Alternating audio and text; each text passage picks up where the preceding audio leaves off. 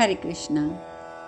धृतराष्ट्र आगे कहते हैं, तात, मैंने, मेरे पुत्रों ने, कुटुंबीजनों ने एवं बंधु बांधवों ने भी सभी सैनिकों का यथाशक्ति दान, मान, आसन आदि देकर सत्कार किया है। तथापि सव्यसाची अर्जुन ने संग्राम भूमि में पहुंचते ही सबको पराजित कर दिया है और सात्विकी ने भी उन्हें कुचल डाला है। इसे भाग्य के सिवा और क्या कहा जा सकता है। संजय, संग्राम में जिसकी रक्षा की जाती है, जो लोग रक्षक हैं, उन रक्षसों सहित रक्षणीय पुरुष के लिए एकमात्र साधारण मार्ग रह गया है, पराजय।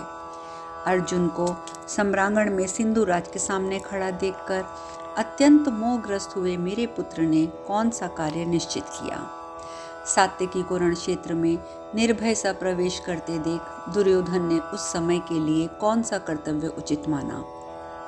संपूर्ण शस्त्रों की पहुंच से परे होकर जब रथियों ने श्रेष्ठ सात्विकी और अर्जुन मेरी सेना में प्रविष्ट हो गए, तब उन्हें देखकर मेरे पुत्रों ने किस प्रकार धैर्य धारण किया। मैं समझता हूँ अर्जुन के लिए रथ पर बैठे हुए दहाड़ नंदन भगवान श्री कृष्ण को शिनी प्रवर सात्विकी को देखकर मेरे पुत्र शोकमग्न हो गए होंगे। सात्विकी और अर्जुन को सेना लांघ कर जाते और कौरव सैनिकों को युद्ध स्थल में भागते देखकर मैं समझता हूँ कि मेरे पुत्र शोक में डूब गए होंगे। मेरे मन में ये बात आती है कि अपने रथियों को शत्रु विजय की ओर से उत्साह शून्य होकर भागते और भागने में भी बहादुरी दिखाते देख मेरे पुत्र शोक में रह गए होंगे। सहस्त्रों वीरों को वहां युद्ध के मैदान में घोड़े हाथियों से रहित उद्विग्न होकर भागते देखकर मैं मानता हूं कि अवश्य ही मेरे पुत्र शोकमग्न हो गए होंगे। अर्जुन के बाणों से आहत होकर बड़े बड़े गजराजों को भागते देखकर भी मेरे पुत्रों को दुख हुआ होगा। सात्विकी और अर्जुन ने घोड़ों को सवारों से हीन और मनुष्यों को रथ से वंचित कर दिया, ये देखकर भी उन्हें अति दुख हुआ होगा। पैदल सिपाहियों का भी नाश देखकर वह दुखी हुए होंगे। मेरे मन में ये बात आती है कि किसी से पराजित न होने वाले दोनों वीर अर्जुन और सात्विकी को क्षण भर में द्रोणाचार्य की सेना का उल्लंघन करते देख मेरे पुत्र अत्यंत शोकाकुल हो गए होंगे। अपनी मर्यादा से कभी च्युत न होने वाले श्री कृष्ण और अर्जुन के सात्विकी सहित अपनी सेना में घुसने का समाचार सुनकर मैं स्वयं भी अत्यंत मोहित हो रहा हूँ। शिनी प्रवर महारथी सात्विकी जब कृतवर्मा की सेना को लांघकर कौरव की सेना में प्रविष्ट हो गए, तब कौरवों ने क्या किया। संजय, जब द्रोणाचार्य ने समरभूमि में पूर्वोक्त प्रकार से पांडवों को रोक दिया, तब वहां किस प्रकार युद्ध हुआ, ये मुझे बताओ। द्रोणाचार्य अस्त्र विद्या में निपुण, युद्ध में उन्मत्त होकर लड़ने वाले बलवान एवं श्रेष्ठ वीर हैं। पांचाल सैनिकों ने उस समय रण क्षेत्र में महान धनुर्धर द्रोण को किस प्रकार घायल किया। संजय, भारद्वाज के पुत्र महारथी अश्वत्थामा भी पांचालों से दृढ़तापूर्वक वैर बांधे हुए थे। अर्जुन ने सिंधुराज जयद्रथ का वध करने के लिए जो जो उपाय किए वह मुझे कहो। संजय ने कहा, भरतश्रेष्ठ, ये सारी विपत्ति आपको अपने ही अपराध से प्राप्त हुई है। वीर, इसे पाकर निम्न कोटि के मनुष्यों की भांति अब शोक न कीजिए। पहले जब आपके बुद्धिमान सुहृद विदुर आदि ने आपसे कहा था कि आप पांडवों के राज्य का अपहरण ना कीजिए, तब आपने उनकी बातें नहीं सुनी। जो हितैषी सुहृदों की बात नहीं सुनता है, वह भारी संकट में पड़कर आपके ही समान शोक करता है। राजन, दहाड़ नंदन भगवान श्री कृष्ण ने पहले आपसे शांति के लिए याचना की थी, परंतु आपकी ओर से उन महायशस्वी श्री कृष्ण की वह इच्छा पूरी न हो सकी। नृपश्रेष्ठ, संपूर्ण लोकों के तत्वज्ञ और सर्वलोकेश्वर भगवान श्री कृष्ण ने जब ये जान लिया कि आप सर्वथा सद्गुण शून्य हैं, अपने पुत्रों पर पक्षपात रखते हैं, धर्म के विषय में आपके मन में दुविधा बनी हुई है, पांडवों के प्रति आपके हृदय में डाह है, आप उनके प्रति कुटिलतापूर्ण मंसूबे बांधते रहते हैं और व्यर्थ ही आर्त मनुष्यों के समान बहुत सी बातें बनाते हैं, तब उन्होंने कौरव पांडवों के महान युद्ध का आयोजन किया। मानद, अपने ही अपराध से आपके सामने ये महान जनसंहार प्राप्त हुआ है। आपको ये सारा दोष दुर्योधन पर नहीं मढ़ना चाहिए। भरत, मुझे तो आगे पीछे और बीच में आपका कोई भी शुभ कर्म दिखाई नहीं देता। इस पराजय की जड़ आप स्वयं हैं। इसलिए स्थिर होकर और लोक के नियत स्वभाव को जानकर देवासुर संग्राम के समान भयंकर इस कौरव पांडव युद्ध का वृतांत सुनते रहिए। जब सत्य पराक्रमी सात्यकी कौरव सेना में प्रविष्ट हो गए, तब भीमसेन आदि कुंती कुमारों ने अपनी आपकी विशाल वाहिनी पर आक्रमण किया। सेवकों सहित कुपित होकर सहसा आक्रमण करने वाले उन पांडव वीरों को रण क्षेत्र में एकमात्र महारथी कृतवर्मा ने रोका। जैसे उद्वेलित हुए महासागर को किनारे की भूमि आगे बढ़ने से रोकती है, उसी प्रकार कृतवर्मा ने पांडव सेना को रोक लिया। वहां हमने कृतवर्मा का अद्भुत पराक्रम देखा। तदंतर महाबाहु भीम ने 3 बाणों द्वारा कृतवर्मा को घायल करके समस्त पांडवों का हर्ष बढ़ाते हुए शंख बजा दिया। सहदेव ने 20, धर्मराज ने 5, नकुल ने 100 बाणों से कृतवर्मा को बींध डाला। द्रौपदी के पुत्रों ने 73, घटोत्कच ने 7 और दृष्टद्युम्न ने 3 बाणों द्वारा उसे गहरी चोट पहुंचाई। विराट, द्रुपद, उनके पुत्र दृष्टद्युम्न ने 5-5 बाणों से उसको घायल किया। फिर शिखंडी ने पहले 5 बाणों द्वारा चोट करके फिर हंसते हुए 20 बाणों से कृतवर्मा को बींध डाला।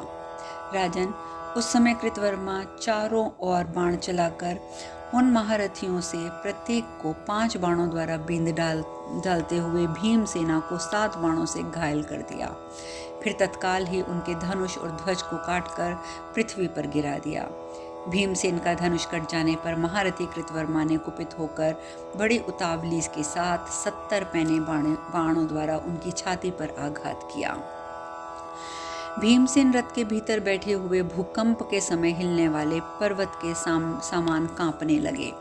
राजन, भीमसेन को वैसी अवस्था में देखकर धर्मराज आदि महारथियों ने बाणों की वर्षा करके कृतवर्मा को बड़ी पीड़ा दी। हर्ष में भरे हुए पांडव सैनिक भीमसेन की रक्षा के लिए अपने रथ समूह द्वारा कृतवर्मा को कोष्ठबद्ध सा करके उस युद्ध स्थल में अपने बाणों का उसे निशाना बनाने लगे। इसी बीच महाबली भीमसेन ने सचेत होकर सम्रांगण में स्वर्णमय दंड से विभूषित एक लोहे की शक्ति हाथ में ली और शीघ्र ही उसे अपने रथ से कृतवर्मा के रथ पर चला दिया। भीमसेन के हाथों से छूटी हुई केंचुल से निकले हुए सर्प के समान वह भयंकर शक्ति कृतवर्मा के समीप जाकर प्रज्वलित हो उठी। उस समय अपने ऊपर आती हुई प्रलय काल की अग्नि के समान उस शक्ति को सहसा 2 बाण मारकर कृतवर्मा ने उसके 2 टुकड़े कर दिए। राजन, संपूर्ण दिशाओं को प्रकाशित करती हुई वह संपूर्ण स्वर्ण भूषित शक्ति कटकर आकाश से गिरी हुई बड़ी भारी उल्का के समान पृथ्वी पर गिर पड़ी। अपनी शक्ति को कटी देखकर भीमसेन को बड़ा क्रोध हुआ। उन्होंने बड़ी भारी टंकार ध्वनि करके दूसरे वेगशाली धनुष को हाथ में लेकर सम्रांगण में कुपित हो कृतवर्मा का सामना किया। राजन, आपकी ही कुमंत्रणा से ये भयंकर बलशाली भीमसेन ने कृतवर्मा की छाती में 5 बाण मार दिए। भीमसेन के उन बाणों द्वारा कृतवर्मा के संपूर्ण अंगों को विक्षिप्त कर दिया। वह रांगण में खून से लथपथ होकर खिले हुए अशोक वृक्ष के समान सुशोभित होने लगा। तदंतर उस महान धनुर्धर ने क्रोध में भरकर हंसते हुए 3 बाणों द्वारा भीमसेन को गहरी चोट पहुंचाकर युद्ध में विजय के लिए प्रयत्न करने वाले सभी महारथियों को बाणों से बींध डाला। तब उन महारथियों ने भी कृतवर्मा को बाण मारे। धनुष भी काट दिया। धनुष के कट जाने पर शिखंडी ने उन पर पुनः आक्रमण किया, परंतु एक नया धनुष हाथ में लेते ही उसने शिखंडी के धनुष को भी काट दिया। उसने स्वर्ण भूषित विशाल ढाल को घुमाकर कृतवर्मा के रथ पर वह तलवार से दे मारा। राजन, वह महान खड्ग कृतवर्मा के बाण सहित धनुष को पुनः काटकर आकाश से टूटे हुए तारे के समान धरती में समा गया। इसी समय पांडव महारथियों ने युद्ध में जल्दी जल्दी हाथ चलाने वाले कृतवर्मा को अपने बाणों से भारी चोट पहुंचा दी। भरत श्रेष्ठ, तदंतर शत्रु वीरों का संहार करने वाले कृतवर्मा टूटे हुए उस विशाल धनुष को त्याग कर पुनः दूसरा धनुष हाथ में ले लिया और सबको बाणों से घायल कर दिया। साथ ही शिखंडी को भी बाणों से बींध डाला। तत्पश्चात महायशस्वी शिखंडी ने भी दूसरा धनुष हाथ में लेकर कछुए के नखों के समान धार वाले बाणों द्वारा कृतवर्मा का सामना किया। राजन, जैसे सिंह हाथी पर आक्रमण करता है, उसी प्रकार उस रण क्षेत्र में कुपित हुए शूरवीर कृतवर्मा ने सम्रांगण में महात्मा भीष्म की मृत्यु का कारण बने हुए महारथी शिखंडी पर बल प्रदर्शन किया। जैसे दो सूर्य पृथक पृथक अपनी किरणों का विस्तार करते हैं, उसी प्रकार वे दोनों वीर अपने धनुष हिलाते और उन पर सैकड़ों बाणों का संधान करके छोड़ते थे। अपने पैणे बाणों द्वारा एक दूसरे को संताप देते हुए वे दोनों महारथी वीर प्रलय काल के दो सूर्यों के समान शोभा पा रहे थे। कृतवर्मा ने सम्रांगण में महारथी शिखंडी को पहले 73 बाणों से घायल करके फिर 7 बाणों से शक्त विक्षिप्त कर दिया। उन बाणों की गहरी चोट खाकर शिखंडी व्यथित एवं मूर्छित हो धनुष बाण त्याग कर रथ की बैठक में बैठ गया। रण क्षेत्र में शिखंडी को विषादग्रस्त देखकर कृतवर्मा की सेना बहुत प्रसन्न हुई। महारथी शिखंडी को कृतवर्मा के बाणों से पीड़ित जानकर सारथी बड़ी उतावली के साथ उसे रणभूमि से बाहर ले गया। कुंती कुमारों ने शिखंडी को रथ के पिछले भाग में बेसुध होकर बैठा देख तुरंत ही कृतवर्मा को रणभूमि में रथों द्वारा चारों ओर से घेर लिया। वहां महारथी कृतवर्मा ने भी अद्भुत पराक्रम दिखाया। कृतवर्मा ने पांडवों को जीतकर चेदीय देशीय सैनिकों को परास्त किया, फिर पांचालों, सृंजियों, महापराक्रमी केकयों को भी हरा दिया। सम्रांगण में कृतवर्मा के बाणों की मार खाकर पांडव सैनिक इधर उधर बिखर गए। युद्ध में भीमसेन आदि पांडवों को जीतकर कृतवर्मा उस रण क्षेत्र में धूम रहित अग्नि के समान शोभा पाता हुआ खड़ा था। सम्रांगण में कृतवर्मा के द्वारा खदेड़े गए उसकी बाण वर्षा से पीड़ित हुए पूर्वोक्त सभी महारथियों ने युद्ध से मुंह मोड़ लिया। इस प्रकार श्री महाभारत द्रोण पर्व के अंतर्गत जयद्रथ वध पर्व में सात्यकी कौरव सेना में प्रवेश और कृतवर्मा का पराक्रम विषयक 114वां अध्याय पूर्ण हुआ। संजय कहते हैं, राजन, आप मुझसे जो कुछ पूछ रहे हैं उसे एकाग्रचित होकर सुनते रहिए। महामना कृतवर्मा के द्वारा खदेड़ी जाने पर जब पांडव सेना लज्जा से नतमस्तक हो गई और आपके सैनिक हर्ष से उल्लासित हो गए, उस समय अथाह सैन्य समुद्र की थाप पाने की इच्छा वाले पांडव सैनिकों के लिए जो द्वीप बनकर आश्रयदाता हुआ, उस सात्यकी का भी पराक्रम श्रवण कीजिए। राजन, उस महासमर में आपके सैनिकों का भयंकर सिंहनाद सुनकर सात्यकी ने तुरंत ही कृतवर्मा पर आक्रमण कर दिया। उन्होंने क्रोध और अमर्ष में भरकर वहां सारथी से कहा, तुम मेरे उत्तम रथ को कृतवर्मा के सामने ले चलो। देखो, वह अमर्ष युक्त होकर पांडव सेना में संहार मचा रहा है। सारथे, इसे जीतकर मैं पुनः अर्जुन के पास चलूंगा। महामते, सात्यकी के ऐसा कहने पर सारथी पलक गिरते गिरते रथ के को लेकर कृतवर्मा के पास पहुंच गया। हदिक पुत्र कृतवर्मा ने अत्यंत कुपित होकर सात्यकी पर भी बाणों की वर्षा कर दी और सात्यकी के क्रोध को बहुत बढ़ा दिया। सात्यकी ने तुरंत ही कृतवर्मा पर समर भूमि में एक तीखे भल्ल का प्रहार किया और फिर बाणों की वर्षा की। उन बाणों से कृतवर्मा के चारों घोड़ों को उन्होंने घायल कर दिया। सात्यकी ने भल से उसके धनुष को काट दिया, फिर पैने बाणों द्वारा उसके पृष्ठ रक्षक और सारथी को भी शक्ति विक्षिप्त कर दिया। तदंतर सत्य पराक्रमी सात्यकी ने कृतवर्मा को रथहीन करके झुकी हुई गांठ वाले बाणों द्वारा उसकी सेना को पीड़ित करना आरंभ किया। सात्यकी के बाणों से पीड़ित होकर कृतवर्मा की सेना भाग खड़ी हुई। तत्पश्चात सत्य पराक्रमी सात्यकी तुरंत आगे बढ़ गए। महाराज, पराक्रमी सात्यकी ने द्रोणाचार्य के सैन्य समुद्र को लाकर आपकी सेना में जो पराक्रम किया, वही मैं आपको सुना रहा हूँ।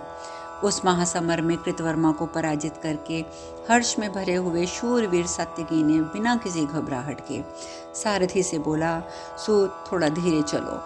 रथ, घोड़े, हाथी, पैदलों से भरी हुई आपकी सेना को सात्यकी ने देखकर पुनः सारथी से कहा, सूत, द्रोणाचार्य की सेना के बाएं भाग में जो ये मेघों की घटा के समान विशाल गज सेना दिखाई देती है, इसके मुहाने पर रुक्मरथ खड़ा है। इसमें बहुत से ऐसे शूरवीर हैं जिन्हें युद्ध में रोकना अत्यंत कठिन है। ये दुर्योधन की आज्ञा से प्राणों का मोह छोड़कर मेरे साथ युद्ध के लिए आकर खड़े हुए हैं। सूत, इन्हें रण में परास्त किए बिना ना तो जयद्रथ को प्राप्त किया जा सकता है, ना किसी प्रकार अर्जुन ही मुझे मिल सकते हैं। हे त्रिगर्त के उदार महारथी राजकुमार महान धनुर्धर हैं और सभी पराक्रम पूर्वक युद्ध करने वाले हैं, और इन सब की ध्वजा भी स्वर्णमयी है। ये समस्त वीर मेरी ही ओर मुंह करके युद्ध के लिए खड़े हैं। सारथे, घोड़ों को हाँको और मुझे शीघ्र इनके पास पहुंचा दो। मैं द्रोणाचार्य के देखते देखते त्रिगर्तों के साथ युद्ध करूंगा। तदंतर सात्विकी की सम्मति के अनुसार सारथी सूर्य के समान तेजस्वी और पताकाओं से विभूषित रथ के द्वारा धीरे धीरे आगे बढ़ा। उस रथ के उत्तम घोड़े कुंद, चंद्रमा और चांदी के समान श्वेत रंग के थे। वे सारथी के अधीन रहने वाले और वायु के समान वेगशाली थे तथा युद्ध में उछलते हुए उस रथ का भार वहन करते थे। शंख के समान श्वेत रंग वाले उन उत्तम घोड़ों द्वारा रणभूमि में आते हुए सात्विकी को त्रिगर्त देशीय शूरवीरों ने सब ओर से गजराज गजसेना द्वारा घेर लिया। शीघ्रतापूर्वक लक्ष्य बेंधने वाले वे समस्त सैनिक नाना प्रकार के तीखे बाणों की वर्षा कर रहे थे। सात्विकी ने भी पैने बाणों द्वारा गजसेना के साथ युद्ध आरंभ किया, मानो वर्षा काल में महान वेग पर्वतों पर जल की धारा बहा रहा हो। हाथियों के दांत टूट गए, सारे अंगों से खून की धारा बह गई। ऐसी अवस्था में हाथियों ने भागकर विभिन्न दिशाओं में शरण लेनी आरंभ कर दी। कुछ हाथी चक्कर काटने लगे, कुछ लड़खड़ाने लगे। तेजस्वी बाणों द्वारा पीड़ित हुई हाथियों की वह सेना सब और भाग दौड़ करने लगी। उस गजसेना के नष्ट होने पर महाबली जलसंध युद्ध के लिए उद्यत हो श्वेत घोड़ों वाले सात्विकी के रथ के समीप अपना हाथी लेकर आ गया। शूरवीर एवं पवित्र जलसंध ने अपने शरीर में सोने का कवच धारण कर रखा था। उसने अपने सिर पर सोने की बनी हुई चमकीली माला और वक्षस्थल पर प्रकाशमान पदक और कंठहार धारण कर रखे थे। महाराज, हाथी की पीठ पर बैठकर अपने सोने के बने हुए धनुष को हिलाता हुआ जलसंध बिजली सहित मेघ के समान शोभा पा रहा था। अब शेष कथा कल। हरे कृष्णा।